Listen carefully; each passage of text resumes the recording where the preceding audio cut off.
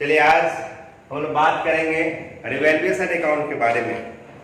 पर उससे बताने से पहले आपको याद दिला दें, like share and subscribe and share जरूर करें और पूरी वीडियो देखिए। कॉमर्स का एक बहुत ही अच्छा टॉपिक है रिवैल्यूएशन के बारे में और हम इसको आज डील करते हैं। आज संडे का दिन है, पूरा फुर्सत है हमको, तो सोचे कि 10 मिनट निकाल के आपके लिए 10 मिनट का छोटा सा वीडियो बनाते हैं। आज हम टॉपिक डिस्कशन करेंगे रिवैल्यूएशन अकाउंट के बारे में। रिवैल्यूएशन अकाउंट को हिंदी में कहते हैं पुनर्मूल्यांकन खाता। क्या कहते हैं? पुनर्मूल्यांकन खाता। इसको हिंदी छोड़ते हैं, पुनर्मूल्यांकन खाता, याद रहेगा। और यह जो अकाउंट होता है यह नॉमिनल अकाउंट। कौन अकाउंट है? नॉमिनल अकाउंट, याद रखें, नॉमिनल अकाउंट।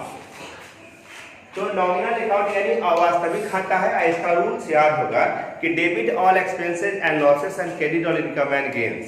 और यह चूंकि अकाउंट से, आइए पहले अकाउंट का एक छोटा सा फॉर्मेट बनाते हैं और इसी फॉर्मेट के अनुसार हम लोग रिवैल्यूएशन अकाउंट को समझते हैं और उम्मीद करते हैं कि निश्चित तौर पे आपको बढ़िया समझ में आएगा। पहले यहाँ पे पार्टिकुलर होगा, इधर डेबिट होता है और डेबिट के साइड 2 होता है। फिर यहाँ पे अमाउंट होगा, रुपीज का सिंबल होंगे और यहाँ पे पार्टिकुलर्स होगा और यहाँ पे अमाउंट होगा। और इस अमाउंट पे रुपीज का इधर सीआर होगा, इधर डी होगा, जिधर सीआर इधर पाई होगा। ये इसका बेसिक फॉर्मेट है। आइए और समझते हैं कि रिवैल्यूएशन अकाउंट बनाया कब जाता है। तो जब कोई पार्टनर फर्म में एंट्री करता है, यानी एडमिशन लेता है, प्रवेश करता है, रिटायर करता है, और या किसी का डेथ होता है या फिर से उसका नया वैल्यू लगाते हैं, तो हमको करंट वैल्यू ऑफ एसेट्स या लायबिलिटी यानी फर्म की करंट स्थिति क्या है वो पता करना होता है। और वो पता करने के लिए एसेट्स को रिवैल्यूएट करते हैं। रिवैल्यूएट मतलब पुनर्मूल्यांकन करना है, इसी को हम पुनर्मूल्यांकन खाता कहते हैं। चलिए तो आइए हम बात करते हैं रिवैल्यूएशन अकाउंट के बारे में और आगे जाते हैं। रिवैल्यूएशन अकाउंट कौन सा अकाउंट है? नॉमिनल अकाउंट है। तो नॉमिनल अकाउंट में पहला याद रखना है कि हम लोग 2-3 चीज पर सीखते हैं।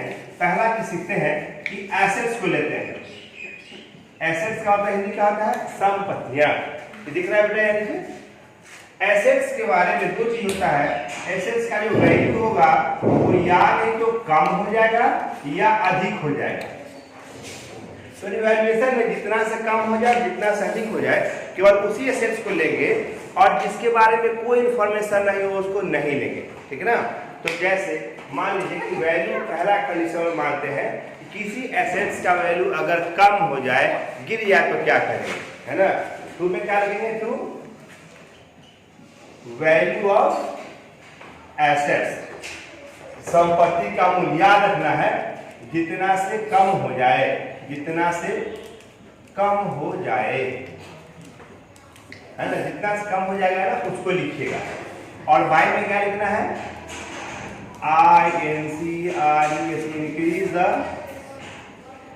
Value of assets.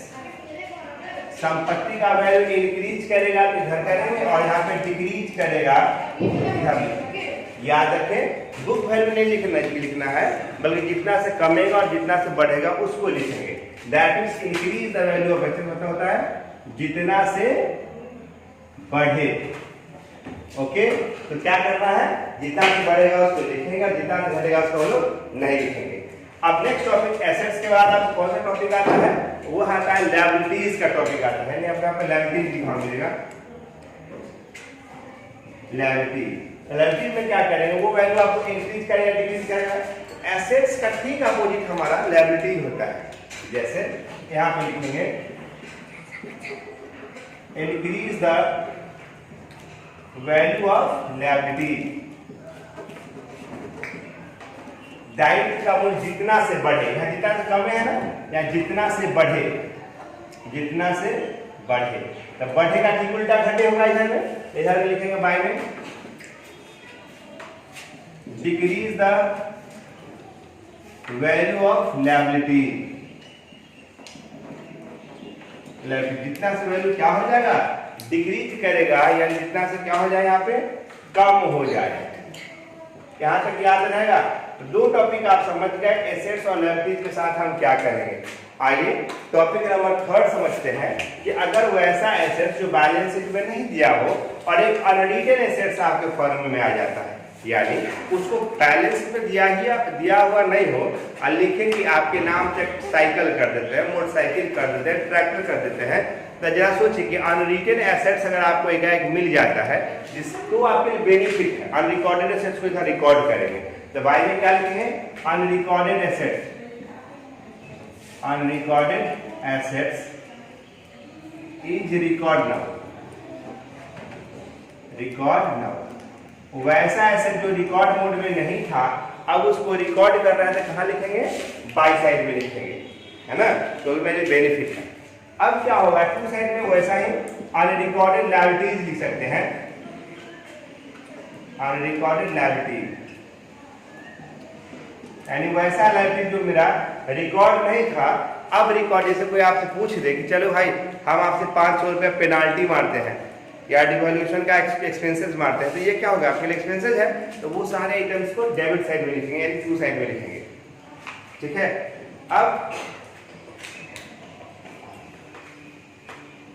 अब आइए अब रिवैल्यूएशन के कुछ फॉर्मेट्स को समझते हैं कि किस तरह से और हम लोग क्या करना चाहिए, कहां से कौन आना चाहिए। और जब बैलेंस शीट देखते हैं तो याद कीजिए कि बैलेंस शीट भी आपको इसी फॉर्मेट में होता है और सन्ड्री डेटा, यहाँ बैलेंस शीट अगर देखिएगा ऐसे तो बैलेंस शीट इधर क्या होता है? आरएचएस होता है और इधर में ही एसेट्स होता है। इधर एसेट्स में एक वर्ड से लिखा होता है डेटर, और डेटर से घटता है प्रोविजन, प्रोविजन फॉर डेटर, और ये घटा के नॉन प्रोविजन, याद है ना? तो प्रोविजन का अमाउंट हमेशा एडजस्टमेंट में दिया होता है, कभी कम हो गया या बढ़ गया, जैसे लिखेगा। देखिए वैसा कोई भी चीज जो हमको एसेट्स के वैल्यू को कम करता हो, as like depreciation, as like provision, तो क्या होता है? हमारे लिए नुकसान होता है, नहीं माइनस करता है। तो हमको अगर ये कम होने वाला चीज अगर कम जाए तो आपके लिए बेनिफिट है। तो मान लीजिए प्रोविजन फॉर डेटर यदि कम का हो तो उसको बाई साइड में लिखेंगे, बाई प्रोविजन ऑन डेटर, जितना से कम, याद रखना जितना से कम है। और अगर वो बढ़ गया तो यहां लिखना टू प्रोविजन ऑन डेटर, जितना से बढ़े, जितना से बढ़े, हो गया। अब क्या करते हैं कि हर लेजर का अपना एक बैलेंस शीट होता है, सॉरी हर लेजर का अपना एक बैलेंस निकलता है, और इवैल्यूएशन का जो बैलेंस आता है वो इधर घटा के इधर आएगा तो लिखेंगे to profit, to revaluation, R E V मतलब revaluation, profit transfer to partners capital account, अगर फिक्स रहेगा तो करेंट में जाएगा, और बाय रिवैल्यूएशन लॉस, इधर रहेगा तो loss, transfer to partners capital account. अगर यही फिक्स कैपिटल होगा लिखा हुआ तो हम लोग करेंट में डालेंगे। दूसरी बात, यहाँ पे एक ऑब्जेक्टिव क्वेश्चन जो आते हैं वो समझते हैं। ऑब्जेक्टिव क्वेश्चन पहला क्या आता है कि रिवैल्यूएशन अकाउंट कौन सा अकाउंट होता है, तो लिखेंगे नॉमिनल अकाउंट होता है। दूसरा टॉपिक आता है कि रिवैल्यूएशन अकाउंट के प्रॉफिट या लॉस को, क्वेश्चन में प्रॉफिट भी देता है या लॉस देता है, दोनों में कोई एक आइटम रहेगा, प्रॉफिट या लॉस को बांटा जाता है। विकल्प नंबर एक रहेगा सैक्रिफाइस रेशियो में, दूसरा रहेगा ओल्ड रेशियो में, तीसरा रहेगा न्यू रेशियो में, और चौथा रहता है गेनिंग रेशियो में। इसका आंसर क्या होगा आप लोग बताइएगा हमको, और तब तक आप लोग क्या कीजिए, इसका स्क्रीनशॉट ले लीजिए और फिर हम आगे इसके आगे बताते हैं। चलिए उम्मीद है स्क्रीनशॉट मान लीजिएगा आप। चलिए तो अब हम देखते हैं आगे कि यहाँ आप लोग स्क्रीनशॉट मान लिए या लिख लीजिएगा, जूम करके दोबारा चला के देख लेंगे। अब क्वेश्चन मेरा क्या आएगा, अभी जो मैंने क्वेश्चन बोला था कि रिवैल्यूएशन प्रॉफिट के लॉस या प्रॉफिट को किस रेशियो में बांटना चाहिए। आंसर आप लोग क्या मैसेज किए, चलिए इसका मैसेज का आंसर बताता हूँ। उसका आंसर होता है बी, यानी लॉस या profit of revaluation account always distributed in old ratio. किसमें बांटेंगे, ओल्ड रेशियो में, यानी कि पुराने अनुपात। अब चलिए देखिए कुछ क्वेश्चन हम बताते हैं आपको कि आगे इसको बनाना कैसे है। जैसे एक टॉपिक ऐसा लिखा रहेगा, जैसे मान लीजिए बैलेंस शीट ऊपर में दिया हुआ है और नीचे में एडजस्टमेंट दिया हुआ है, दिख रहा है, बताइए दिख रहा है। चलिए जैसे यहाँ पर लिखा हुआ मान लीजिए प्लान, और यह लिखा हुआ है 10,000, और नीचे एडजस्टमेंट लिखा हुआ है प्लान वैल्यूड 9,000। इसका मतलब ये हुआ कि जो 10,000 का प्लान था वो 9,000 का हो गया।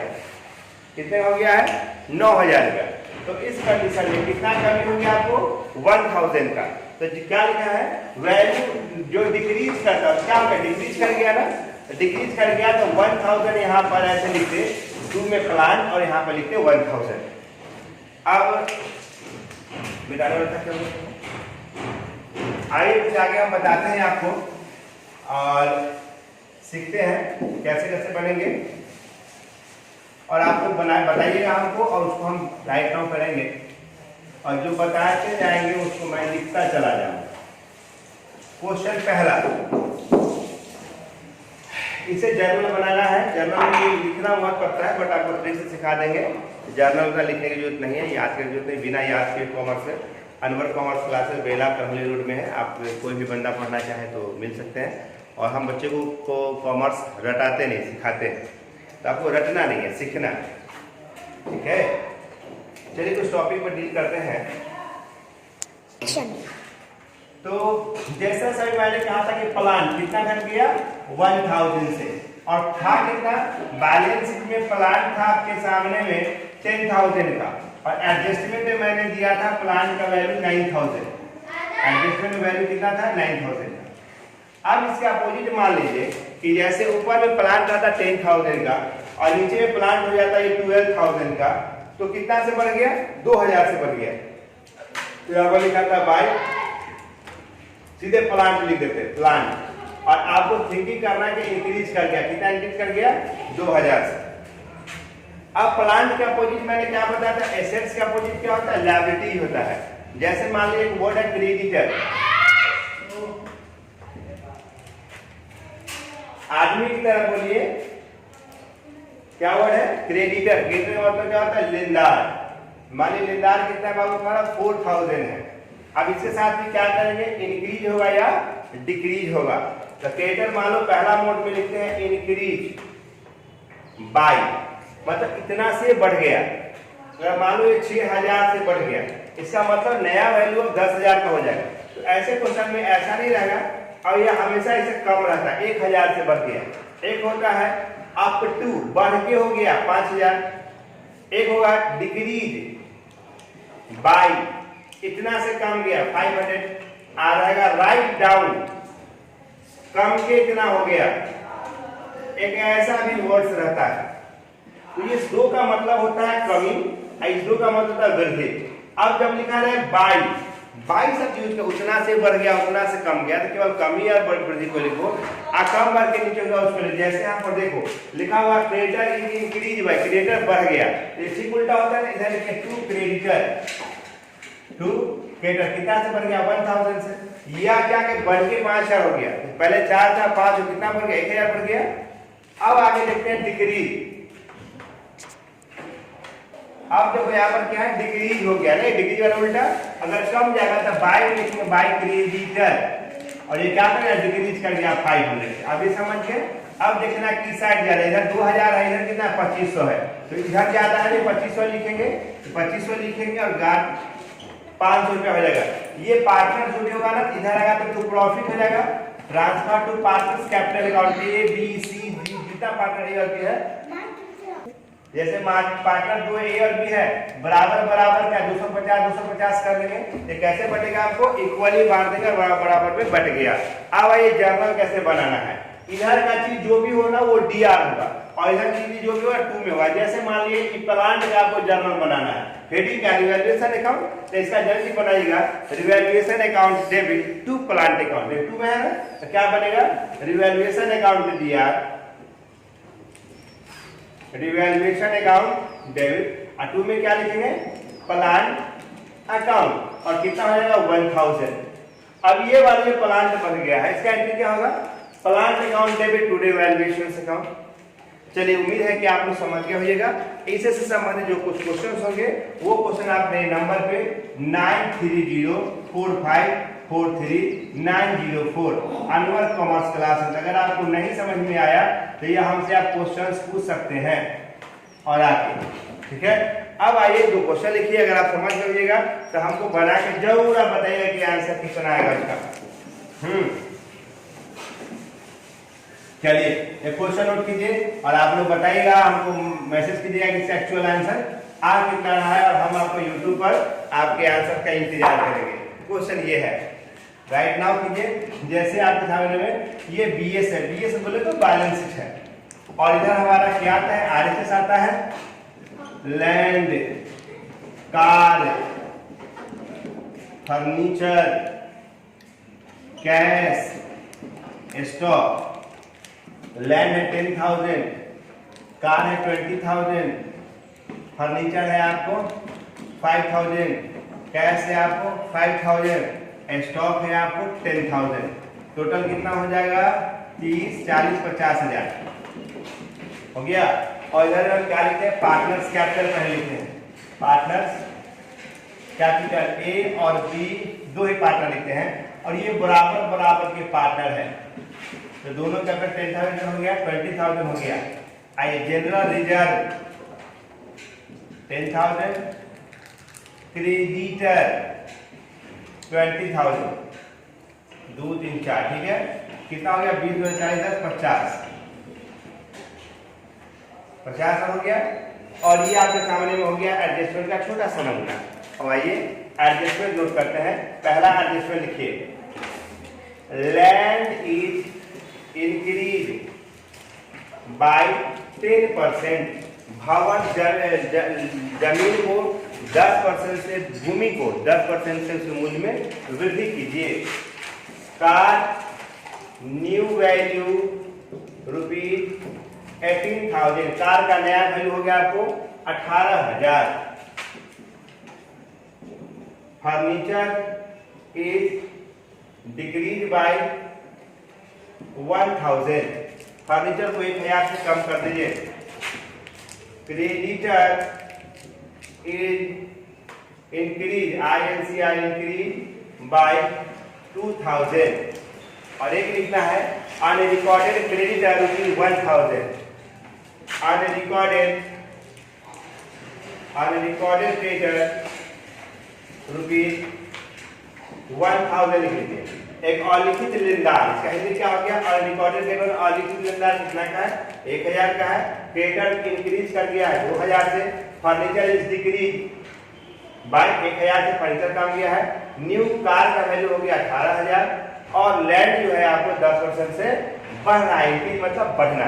तो हमको इंतजार रहेगा आपके आंसर का कि आपको ये रिवैल्यूएशन अकाउंट का आंसर कितना आया। और चलिए मिलते हैं ब्रेक के बाद। और क्लास के लिए एक गाड़ी जा रही है, वो साउंड है, अपना साउंड कम करता है। अगर आपको कॉमर्स की कोई दिक्कत हो तो कॉमर्स ग्रुप है ना नंबर सर, दिक्कत नहीं होने देंगे। ठीक है, बाय, आज के लिए बाय।